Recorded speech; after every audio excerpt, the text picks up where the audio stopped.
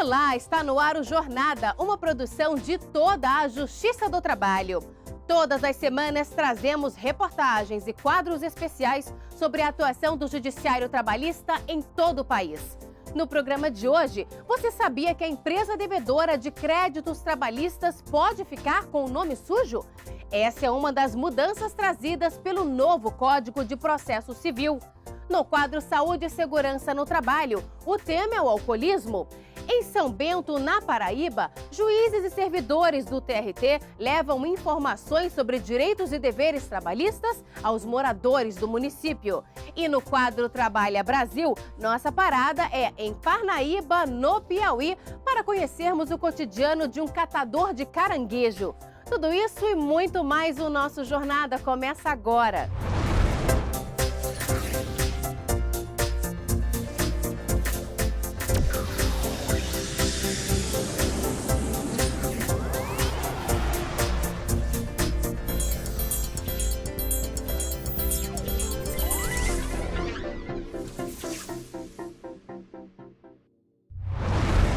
O novo Código de Processo Civil ampliou os mecanismos de cobrança e de recuperação de valores devidos por empresas a trabalhadores. Se não quitarem as dívidas, as empresas devedoras podem ser, por exemplo, incluídas em cadastros de inadimplentes. Veja na reportagem especial de hoje. Uma das maiores dificuldades enfrentadas por Daniel não foi obter uma decisão favorável na Justiça do Trabalho, mas tornar a sentença uma realidade. Por não receber 3 meses de salário, Daniel pediu para sair da empresa de tecnologia onde trabalhava na área de licitação. Como garantia de pagamento, a empresa entregou este cheque com os valores atrasados. O acordo foi em dezembro. E aí pediram então para que segurasse o cheque com esse saldo de salário até março do outro ano. E aí foi a grande surpresa, né? Eu depositei o cheque na esperança de receber e aí o banco me comunicou que o cheque tinha sido sustado. Por causa disso, Daniel procurou a Justiça. Ganhou em segunda instância o pagamento das verbas trabalhistas devidas e indenização por danos morais. Foram feitos todos os trâmites burocráticos que tem que ser feito no processo, mas não conseguiu achar valores em cima de conta e aí entrou em cima de penhora de bens. E aí foi feita a penhora de vários veículos, tudo, e hoje a frustração é que não consegue achar esses veículos para quitar a dívida. O processo do Daniel se soma aos mais de 3 milhões em fase de execução, em que houve condenação, mas o devedor não cumpre a decisão judicial. O que ocorre na maioria das vezes quando o processo chega à fase de execução é que o devedor não possui bens ou dilapida o patrimônio na tentativa de não quitar as dívidas. Mas com o advento do novo Código de Processo Civil, o credor conta com meios alternativos para facilitar o recebimento de créditos na fase de execução judicial trabalhista. Agora é possível realizar o protesto de sentença judicial transitada em julgado, ou seja, quando não cabe mais recurso, e solicitar a inclusão do nome do devedor na lista de inadimplentes dos órgãos de proteção ao crédito. O juiz auxiliar da presidência do TST explica que essas regras já existiam, mas não estavam bem definidas na legislação. Antes, se discutia bastante, doutrinariamente e jurisprudencialmente, até que ponto a sentença tinha a capacidade de levar até o credor a possibilidade de um protesto em cartório. E a negativação era algo que se discutia muito. Naquela oportunidade do novo CPC, inseriu-se a possibilidade de que a sentença já seja levado tanto a protesto no cartório, como a partir daí seja negativado o nome, tanto do devedor pessoa física quanto do pessoa jurídica, a depender do caso concreto. É o artigo 517 do novo CPC que regulamenta a forma como o protesto da sentença judicial transitada em julgado deve ocorrer. Já o parágrafo 1º do artigo 528 e o artigo 782 prevêem a possibilidade da inclusão do nome do devedor no cadastro de inadimplentes. Funciona da seguinte forma: quando o crédito já está reconhecido em sentença, o magistrado determina o prazo de 15 dias para pagamento da dívida trabalhista. Caso o devedor não pague, uma certidão judicial é encaminhada para o cartório de protestos. Essa certidão chegando no cartório, nós intimamos o devedor para que ele pague em 3 dias. Uma vez ele não satisfazendo o crédito em 3 dias, nós registramos, lavramos um protesto, dando conta de que aquela pessoa descumpriu o dever de pagar. E daí, com o registro do protesto, o Serasa, SCI, eles cadastram a pessoa na base de inadimplentes e o nome dessa pessoa fica arranhado no mercado. Com o novo CPC, o CNPJ da empresa e também o CPF dos sócios podem ser negativados. Caso o juiz entenda que a sociedade empresária ela desviou a sua finalidade ou abusou da personalidade dela, da autonomia dela para gerar prejuízo no mercado, o juiz pode entender que, além da sociedade empresária, também os sócios administradores são responsáveis pelo débito. Então, ele inclui na certidão não só o CNPJ da sociedade, mas também o CPF dos eventuais sócios administradores. E quando essa certidão judicial vem a cartório, nós intimamos não só a sociedade, mas também os sócios. Daí, a negativação é do CNPJ e dos CPFs. E isso modifica a maneira como os magistrados em geral aplicavam a desconsideração da personalidade jurídica, que normalmente acontecia apenas na fase de execução. E com a aplicação da regra do novo CPC, tal incidente pode acontecer inclusive na fase de conhecimento. E é aí que entra a grande novidade do novo CPC, a parceria mais efetiva da Justiça do Trabalho com os órgãos de proteção ao crédito. Desde agosto de 2015, ela acontece de maneira eletrônica, por meio de uma plataforma conhecida como Serasa Ajude. O juiz sempre teve a oportunidade de mandar um ofício para a Serasa e a gente receber e cumprir esse ofício por meio de papel. Com o lançamento do Serasa Ajude, a gente fez o lançamento de uma plataforma que permite agora o envio desse mesmo ofício judicial por meio eletrônico, reduzindo bastante todo o processo e simplificando e agilizando aí o atendimento das demandas judiciais. O Serasa já recebeu em média 5.000 pedidos eletrônicos mensais dos tribunais que já assinaram um termo de adesão para usar a plataforma. A partir do momento que o tribunal assinou aquele termo, a gente passa a trabalhar com ele para fazer uma carga de todos aqueles juízes, de todos os magistrados na nossa ferramenta e permitir que ele passe a utilizar por meio do certificado digital. Então, a partir daí, ele está apto e ele pode começar a enviar os ofícios judiciais e receber a resposta do cumprimento daqueles mandados de maneira eletrônica. 11 tribunais regionais do trabalho já fizeram adesões pelo Serasa Ajude. A ferramenta facilita o trabalho dos magistrados do Tribunal Regional do Trabalho do Paraná. Há diversos benefícios trazidos por esse convênio. O primeiro é a redução de custos, já que nós não temos mais a necessidade de tramitação via correio ou deslocamento do oficial de justiça. O segundo grande benefício é a celeridade proporcionada por esse convênio, já que, uma vez lançados os dados no sistema, na ferramenta, há um prazo de 48 horas para processamento pelo Serasa. E, por fim, a confiabilidade da tramitação desses dados, já que tudo é feito mediante certificação digital. Normalmente, o devedor trabalhista tem capacidade financeira para arcar com aquele débito. Porém, ele segura até as últimas instâncias. E a negativação é uma forma de catalisar. É um catalisador que faz com que ele mais rápido vá lá e quite aquela dívida. Daqui a pouco, no quadro Saúde e Segurança no Trabalho, vamos falar sobre o alcoolismo. E ainda hoje, o cotidiano de um catador de caranguejo no quadro Trabalha Brasil. Nós voltamos em instantes.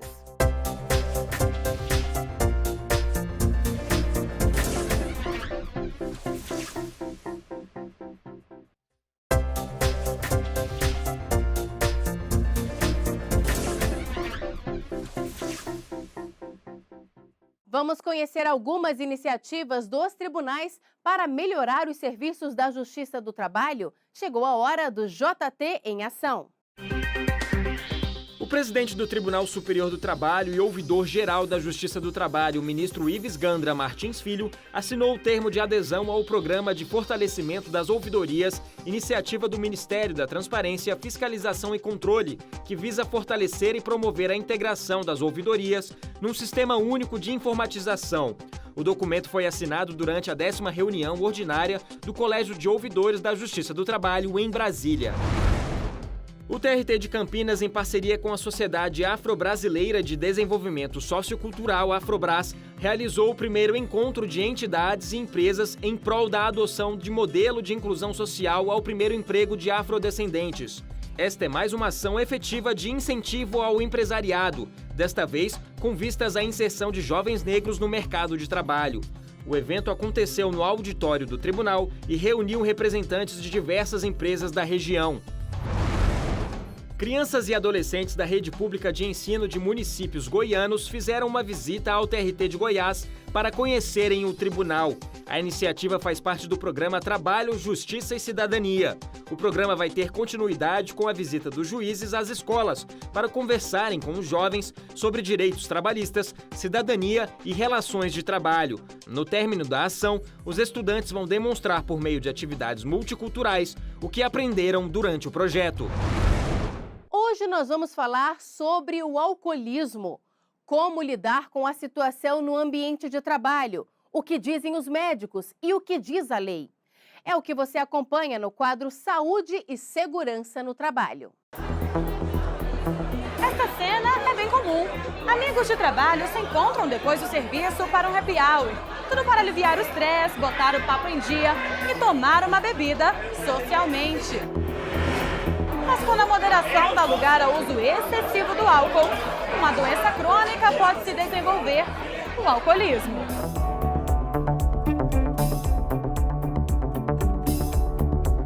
O alcoolismo é considerado uma doença pela Organização Mundial da Saúde. O consumo constante, descontrolado e progressivo de bebidas alcoólicas pode comprometer seriamente o funcionamento do organismo.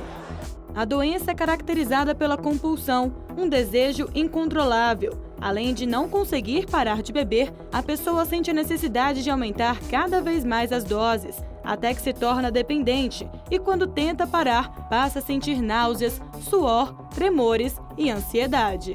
A pessoa começa experimentando, faz um uso recreacional, depois ela vai aumentando a quantidade e a frequência, depois ela passa por um padrão de uso diário, ela costuma trocar as substâncias com teor alcoólico mais baixo, como cerveja, para passar por uma substância de teor alcoólico mais alto, como os destilados, e ela vai tendo interferências na vida profissional, familiar, social, legal. Em torno mais ou menos de 15% da população brasileira é dependente do álcool, já tem esses sinais de que não consegue parar de usar a substância. Tem inclusive alterações neuronais que faz com que a pessoa não consiga mais parar. Este homem, que prefere não se identificar, sabe muito bem o que é passar por isso. Ele era bancário e por 20 anos foi vítima da doença. As consequências fizeram com que o desempenho e a credibilidade diminuíssem no ambiente de trabalho. Com a progressividade da doença, eu comecei a beber mais, né? A cada vez mais. Aí começou a atrapalhar meu relacionamento familiar.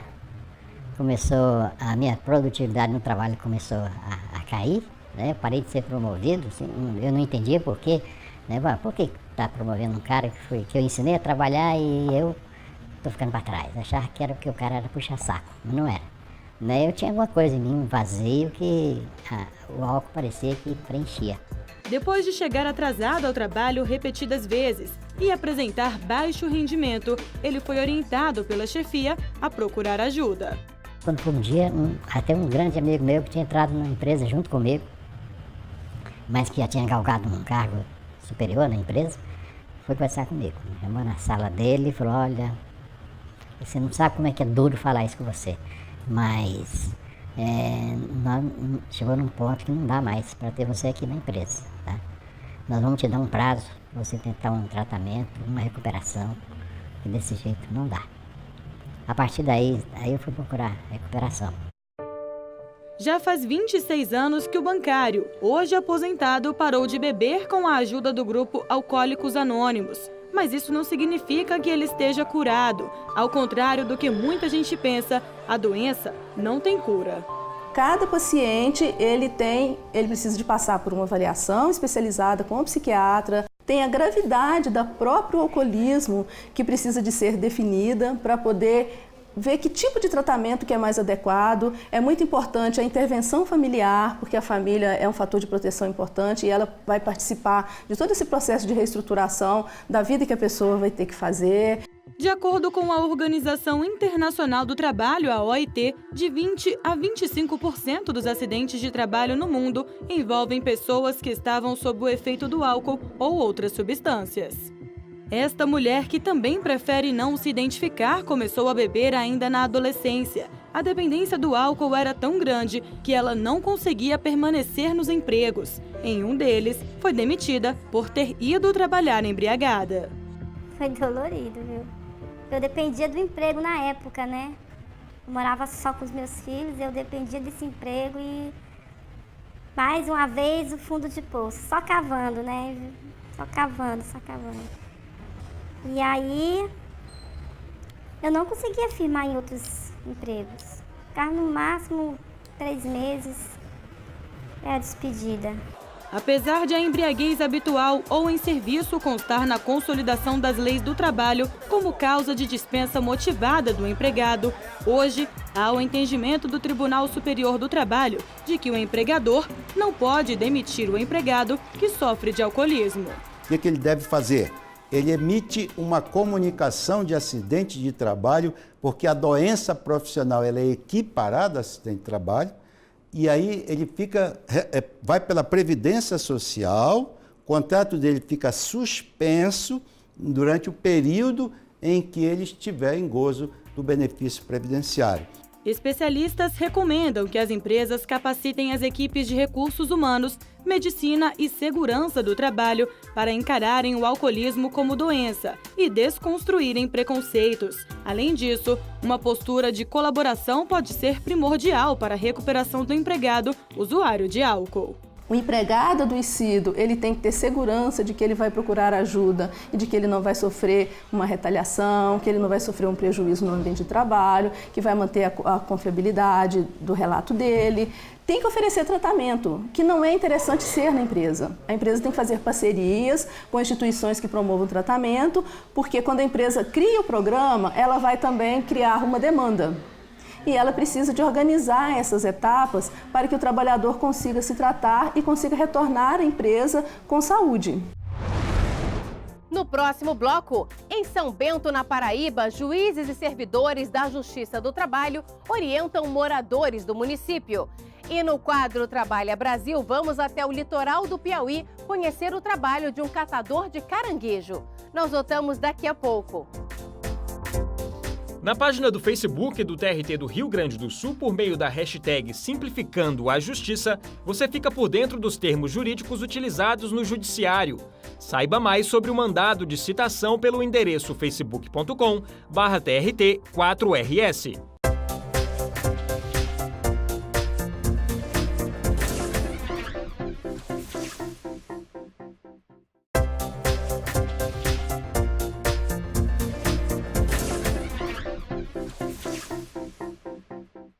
Juízes e servidores do TRT da Paraíba realizaram uma ação social na cidade de São Bento, no Alto Sertão do estado.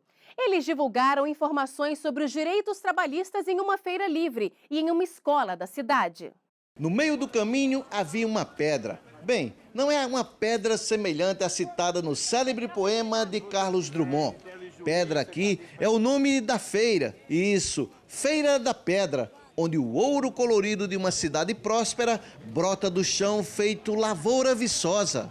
São redes, mantas, tapetes, panos de prato. Todo esse tesouro nasce em São Bento, conhecida como a capital mundial da rede. Rede, entenda-se bem, aquele utensílio indígena abraçado e adotado pelo Nordeste e que hoje é exportado para o mundo. O problema aqui é a informalidade, a falta de registro dos empregados. Que São Bento é uma cidade próspera, não resta a menor dúvida. São Bento pertence à jurisdição de Catolé do Rocha. Ao todo, são 12 municípios. No primeiro semestre deste ano de 2016, foram 297 novos processos. 107 somente do município de Catolé do Rocha. E em São Bento, pasmem, apenas 17 novos processos. Por isso mesmo, a Justiça do Trabalho veio a São Bento, só que com uma ação focada na educação. Juízes e servidores serpentearam pelas veredas estreitas da Feira da Pedra para alargar os caminhos da informação. Distribuíram panfletos e conversaram com empregadores e empregados. Nós estamos desenvolvendo uma campanha Cidadania para Todos, onde juízes e servidores vieram a São Bento, não com o objetivo de querer instigar um contra o outro, mas de esclarecer os direitos e deveres, tanto do empregado quanto do patrão.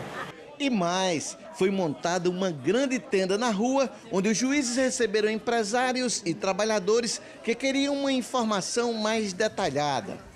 O senhor tirou todas as suas dúvidas, foram esclarecidas? Tirei todas elas, que o empresário disse que eu não tinha direito a nada. E aqui está achando que eu tenho. Essas ações são importantes para mostrar à população a existência da Justiça do Trabalho, né? A população precisa ter consciência que a Justiça do Trabalho existe, que ela pode procurar a Justiça para fazer valer os seus direitos. Os juízes também foram às fábricas conversar com trabalhadores, alertar sobre a necessidade do treinamento e uso de equipamentos de proteção individual. Os juízes que levaram informações também realizaram audiências. Foi a primeira vez que a cidade sediou audiências em processos trabalhistas. Na ação educativa do TRT, o encontro também com quem estará em breve no mercado de trabalho. Juízes e servidores estiveram na maior escola de São Bento. Com os estudantes, o juiz George Falcão teve uma conversa amistosa que levou informações sobre direitos, deveres e segurança no trabalho. E teve mais teatro, mirando a segurança no trabalho e com uma mensagem de otimismo para o futuro dos jovens. É uma coisa bem interessante você trabalhar de forma segura, mostrar como é cada entendimento da área do trabalho. Então, isso para levar para a sala de aula é bem interessante, é um ensinamento bom. Nós viemos principalmente com o objetivo de chamar a atenção para a necessidade de cumprimento da lei. Essa é a mensagem principal, é a necessidade de cumprimento da lei e as vantagens, especialmente não só para empregados, como também para empregadores, nesse cumprimento, nessa observância. E chegou a hora do quadro Trabalha Brasil, que mostra profissões não muito convencionais. Você que vai à praia deve estar acostumado a pedir caranguejo, não é mesmo? Mas você sabe de onde ele vem? Como é o caminho realizado até chegar à mesa? A repórter Luana Carvalho foi até Parnaíba, no Piauí, conhecer um catador de caranguejo. Confira.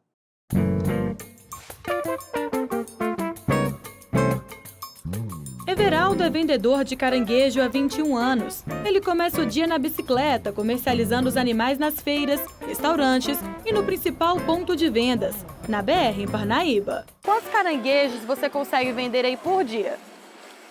Na baixa temporada, 50 cordas, 200 unidades. Na alta temporada chega a 100 cordas, são 400 unidades por dia. O crustáceo é muito procurado pelos turistas da região, que têm curiosidade de conhecer variados tipos de receitas. Mas até chegar à mesa, o caranguejo passa pelas mãos de muitos trabalhadores, que se sacrificam para coletar o animal. E para você que não sabe de onde vem o caranguejo, é daqui mesmo, do mangue. Então vem comigo para a gente conhecer o trabalho do catador de caranguejo.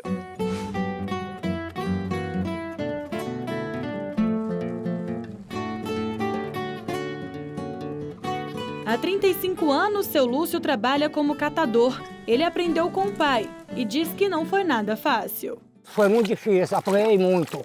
Quando eu andava no papai, eu apanhei muito. Eu dava agonia. Para trabalhar dentro do mangue, é preciso tomar alguns cuidados. Meus preparo é esse, é a camisa manga comprida, calça comprida, de sapato, é um boné na cabeça, modo de muriçoca, modo de azabea, o maribano. E a luva, a dedeira, cavador, cambito, o cigarro, é para muriçoca. A gente está com ele na boca, para quando chegar na boca do buraco, leva a fumaça, soltar, para eles irem embora, para a gente poder trabalhar.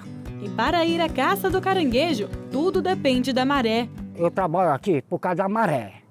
Tem maré de 1 hora, tem maré de 12 horas. Cara, se ela descoar bem, descoada assim, que é pra gente ver o caminho do caranguejo entrando dentro do buraco, que é pra gente caçar o caranguejo de dentro do buraco. Mas na hora de puxar o animal da lama, ele pode estar virado. E é aí que mora o perigo. Mete a mão para ver se alcança ele, mas ninguém sabe o jeito. Pensa que não, ele agarra. Aí é dor. É tipo alicate quando arranca um dente. Aí ele vai puxando. Que ele tem força. É tipo alicate. Aí vai puxando o braço. Aí puxando. Aí a gente tenta aqui. Aí deixa lá. O dedo tá dormente. Aí não pode puxar. Deixa o braço quieto. Quando ele quer, é que ele solta. Existe um período em que a pesca do caranguejo é proibida. Isso acontece durante os primeiros meses do ano. O objetivo é garantir que eles não sejam capturados na fase de reprodução. Seu Lúcio conhece bem as regras e, por isso, durante esse período, ele fica em casa. E quem sustenta a família é a esposa. Quem for pego catando caranguejo durante essa fase pode ser multado pelo IBAMA. As fêmeas também nunca podem ser capturadas para que os animais continuem se reproduzindo. A fêmea tem um peito largo, o macho ele é comprido, ele é fino. Na hora que eu puxo o caranguejo, se for fêmea, eu boto no mesmo buraquinho, que é para produzir.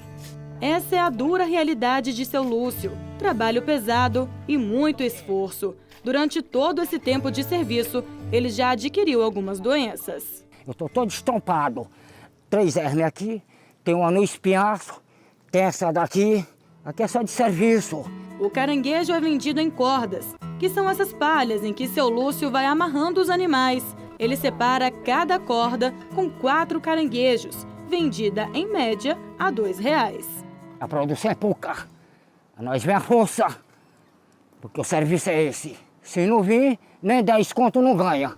E depois de todo esse tempo de muito trabalho, tudo que ele espera é a aposentadoria. Eu não estou mais aguentando, estou cansado, é muito longe. Eu não tenho mais força de trabalhar de segunda a sábado como era. Eu só trabalho 2 dias, arrastado.